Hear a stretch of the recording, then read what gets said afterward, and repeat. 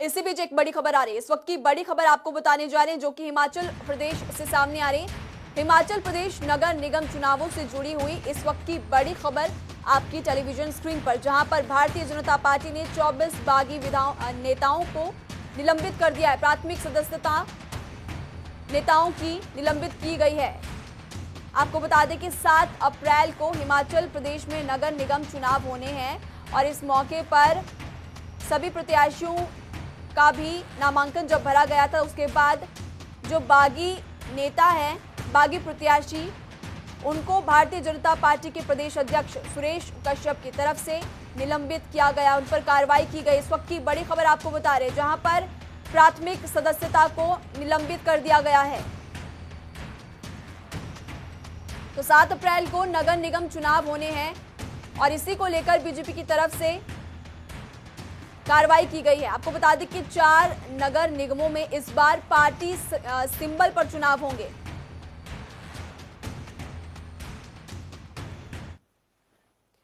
हिमाचल प्रदेश के 4 नगर निगमों धर्मशाला, सोलन, मंडी और पालमपुर में 64 वार्डों में चुनाव होने वाले हैं। आपको बता दें कि 7 अप्रैल को सुबह 8 बजे से शाम 4 बजे तक मतदान होगा। इसके बाद मतगणना और फिर नतीजे भी घोषित किए जाएंगे। तो चलिए अब आपको ग्राफिक्स के जरिए समझाते हैं कि चारों नगर निगमों में कुल कितने उम्मीदवार हैं। तो 4 नगर निगमों के चुनाव 7 अप्रैल को होने वाले हैं। 6 नगर पंचायतों के भी वार्ड सदस्यों के चुनाव होंगे।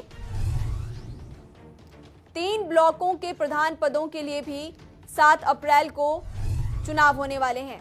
ऐसे में 8 नामांकन पत्रों को छंटनी के बाद रद्द किया गया। शनिवार को ही उम्मीदवारों को चुनाव चिन्ह बांटे गए थे।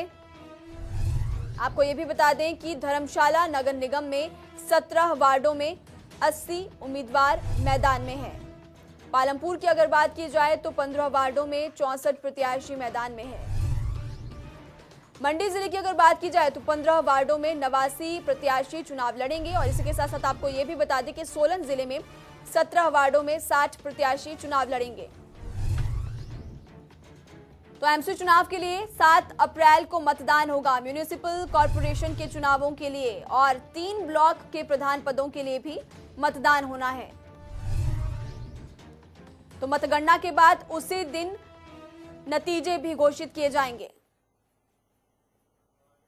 इस खबर पर हमारे साथ ज्यादा जानकारी के लिए हमारे संवाददाता अनूप धीमान लाइव जुड़ चुके हैं पालमपुर से। अनूप, बीजेपी की तरफ से कार्रवाई की गई है, 24 नेताओं का निलंबन रद्द किया गया, सदस्यता उनकी रद्द कर दी गई है।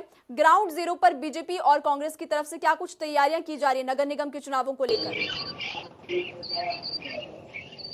देखिए, कहीं ना कहीं बीजेपी और कांग्रेस जो बागी उम्मीदवार हैं, कहीं ना कहीं कांग्रेस और बीजेपी दोनों के लिए जहां वो सरदर्द बने हुए हैं। भाजपा की तरफ से जो कुछ कैंडिडेट, अगर मैं यहाँ पालमपुर की बात करूं तो अकेले पालमपुर में 4 लोग जो हैं उनको निलंबित किया गया है बीजेपी की प्राथमिक सदस्य से। और महिमा इसमें बताना चाहूंगा कि चारों के चारों जो हैं वो बड़े चेहरे हैं। एक इसमें पूर्व में जिला परिषद सदस्य रहे हैं, पूर्व मंडल अध्यक्ष रहे हैं, एक वर्तमान में बीजेपी जो पालमपुर जिला है उसके जनरल सेक्रेटरी है, महासचिव है। और उसके अलावा जो 2 कैंडिडेट निकाले गए वो भी पूर्व में प्रधान रहे। तो ये बड़े चेहरे जो थे भाजपा के थे, ये टिकट की दौड़ में थे। जब इनको टिकट नहीं मिला तो ये बागी जो होकर के जो है वो चुनाव मैदान में निर्दलीय आजाद प्रत्याशी के तौर चुनाव मैदान में उतर गए हैं। तो कहीं ना कहीं बागी उम्मीदवार, भाजपा की बात करूं तो भाजपा के लिए पालमपुर में खासे जो है वो एक चुनौती जो है वो बीजेपी के लिए बने हुए हैं। उसी के चलते इन चारों जो थे, इनको प्राथमिक सदस्यता जो बीजेपी की प्राथमिक सदस्यता थी उससे निलंबित कर दिया गया था। कहीं ना कहीं भाजपा के लिए ये सेमीफाइनल कहा जा सकता है महिमा, क्योंकि पूरी सरकार जो है वो अलग अलग जगह जो है वो डाले हुए हैं। मैं पालमपुर की बात करूं तो आज के दिन में ही पालमपुर में 2 से 3 मंत्री जो हैं वो लगातार नुक्कड़ सभाएं जो हैं वो लगातार कर रहे हैं अलग अलग इलाकों में, क्योंकि उनके लिए कहीं ना कहीं ये सेमीफाइनल है और जीत किसी भी हालत में भाजपा इस चुनाव को हारना नहीं चाहती। कोई एक गलत मैसेज जो है वो 2022 के लिए ना चला जाए, इसलिए खुद मुख्यमंत्री आज धर्मशाला में जो है वो बैठकों के साथ साथ जो है वो चुनावी बैठकें भी कर रहे हैं। कल मुख्यमंत्री पालमपुर में यहाँ रहने वाले हैं। पालमपुर में अलग अलग जगह पर जो है वो नुक्कड़ सभाएं जो है वो मुख्यमंत्री जो है वो लोगों तक पहुंचने की कोशिश करेंगे। 2-2, 3-3 वार्डों की इकट्ठी जनसभा जो करके उस तरह से लोगों तक पहुंचने के कहीं ना कहीं महिमा बागी उम्मीदवारों ने तो कहीं ना कहीं बीजेपी को जो है वो चुनौती दी है। साथ ही साथ बीजेपी जो है इसको सेमीफाइनल के तौर पर देख रही है और किसी भी तरह से सेमीफाइनल को हारना नहीं चाहती है। जी महिमा। अनूप, बीजेपी इसको सेमीफाइनल के तौर पर देख रही है और